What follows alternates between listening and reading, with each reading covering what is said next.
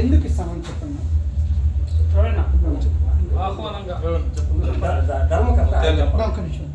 ముత్యాలమ్మ దేవస్థానం కుంభాభిషేకం కోసం ఆహ్వానం. ముత్యాలమ్మ దేవస్థానము కుంభాభిషేకం కోసం అన్నగారిని ఆహ్వానిస్తుంది. అందరికీ నమస్కారము.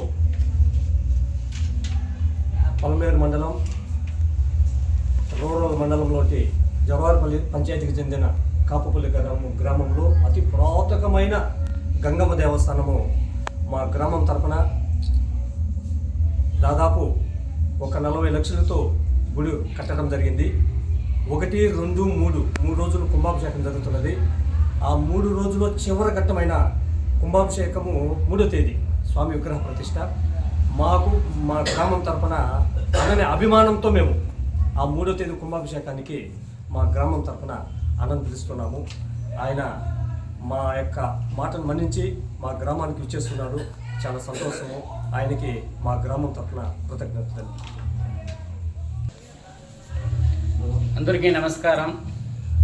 శ్రీ శ్రీ తిరుపతి గంగమ్మ దేవస్థానం బీసీ కాలనీ గంటావూరులో ఈరోజు మన కాపల్లి గ్రామస్తులు అన్నోళ్ళు పెద్దోళ్ళు అందరూ వచ్చినారు. ముత్యాలమ్మ గుడి కుంభాభిషేకం ఉంది స్వామి, మీరు రండి వచ్చి పిలిచినారు. మాకు చాలా సంతోషంగా ఉంది. ఈ గుడి కార్యక్రమంలో మంచి కార్యక్రమం మాకు పిలుస్తా అంటే ఈ కుంభాభిషేకం అంతా మన కుంభాభిషేకం మనకి పిలిచేదంటే కోటి పుణ్యం. అది మనకి ఎవరికంటే వాళ్ళకి దొక్కదు. ఆ గంగమ్మ తల్లి వల్ల నాకు చుట్టుపక్కల గ్రామస్తులు చాలా మంది వచ్చి కుంభాభిషేకాన్ని పిలుచుకొని పోతా ఉన్నారు. నాకు చాలా సంతోషంగా ఉంది.